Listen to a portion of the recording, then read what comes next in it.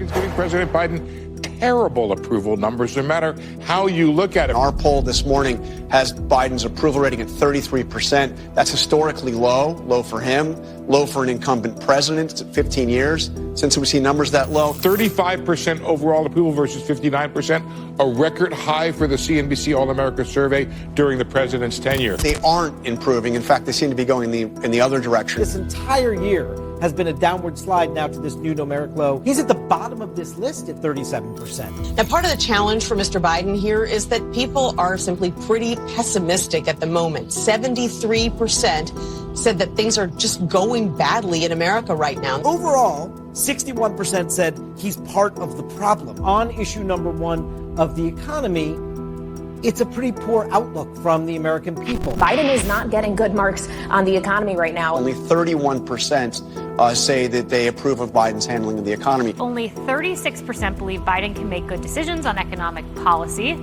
That's a 20-point drop since 2021. I wonder why. 49% bad, 26% good in terms of how people feel about Bidenomics. It's in the cellar. 33-62 on the economy.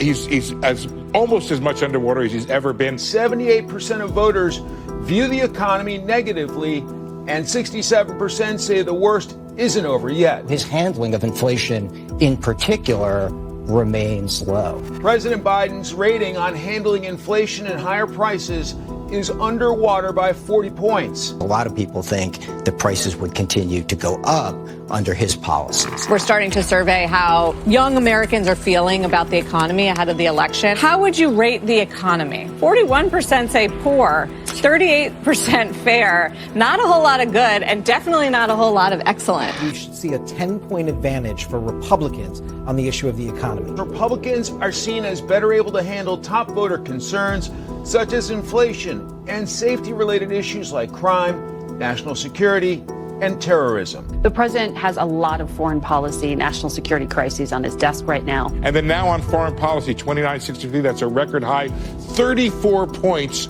underwater. His handling of the war is negative, and it's gone a little lower. On foreign policy, 33% approve of Joe Biden's job performance. Just 32% are confident that Biden will make good decisions on immigration. A critical issue for voters. Just 18% of Americans approve of Biden's handling of the issue. Our polling also shows that 3 in 4 Americans see the situation at the U.S.-Mexico border as either a crisis or a very serious situation. By more than 5 to 1, voters believe President Biden's policies will lead more migrants to try crossing the border. 76% of voters have major or moderate concerns about Biden not having the mental and physical health for a second term.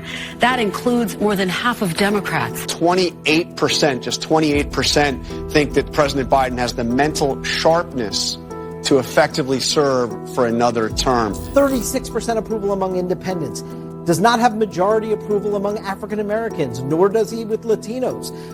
34% approval among young voters. That's a big warning This sign. is all of it, this but is particularly all a that warning number. sign for Joe Biden. The Latino vote and Latino preference here, and now a big gap here with 61% disapproval of President Biden and just 28% approval.